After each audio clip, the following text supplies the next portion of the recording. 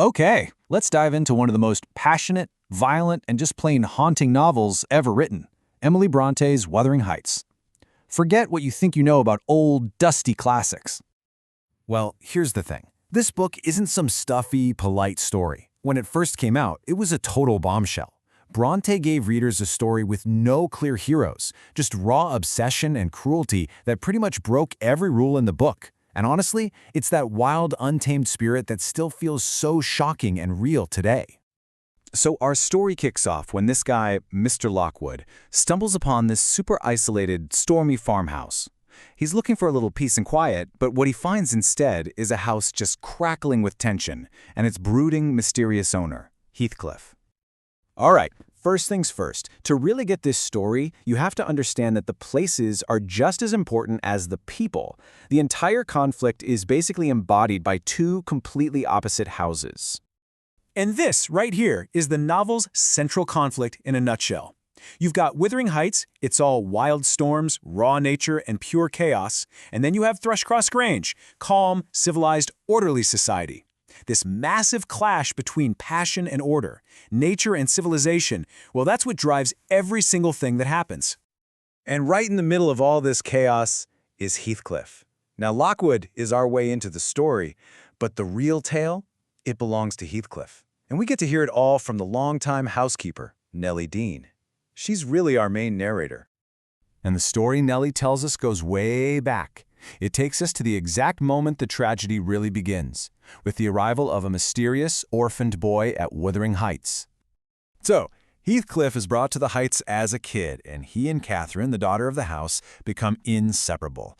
I mean, they're like two halves of the same soul, just running wild and free on the moors.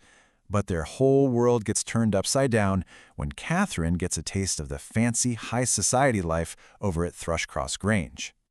This is the huge question Catherine has to face. She gets engaged to the wealthy, gentle Edgar Linton, and she has this, really misguided idea that marrying him will somehow help her lift Heathcliff up in the world. But in doing that, she doesn't just betray him, she completely betrays herself. So she makes this incredible confession to Nellie, one of the most famous lines in literature, saying her connection to Heathcliff is absolute, that he is her. But, and this is the absolute turning point, Heathcliff is secretly listening, and he only hears the part where she says marrying him now would degrade her. And just like that, crushed and humiliated, he's gone. He disappears for 3 years. This isn't the end, though. It's the beginning of a devastating plan for revenge that's going to tear two families apart for an entire generation. When Heathcliff finally comes back, he is a totally different person. He's not the poor stable boy anymore. He's rich, he's polished, and he is laser-focused on one single terrifying goal: vengeance. And his revenge is just cold. It's a masterclass in psychological warfare. He systematically preys on Hindley's addictions to take his home. Then he marries the sweet, innocent Isabella Linton, not for love, oh no, but as a weapon to cause her family the most pain imaginable.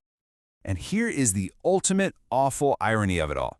Heathcliff's destructive mission to punish everyone for taking Catherine away from him, well, that's what ends up killing her. She's caught right in the middle, and the emotional turmoil literally destroys her. Heathcliff's grief is just as huge and monstrous as his revenge. He doesn't pray for her to find peace. He screams for her ghost to haunt him, to drive him mad, because anything is better than a world where he can't find her. But believe it or not, the story doesn't end there. Not even close. Now we get to what's really fascinating, seeing how the children of all these broken people have to try and pick up the pieces. So we meet young Kathy, who's got her mom's fire, but her dad's civilized manners. And then there's Hareton. He's the one who should have inherited Wuthering Heights, but as the final act of his revenge, Heathcliff has deliberately raised him to be an uneducated, brutish servant.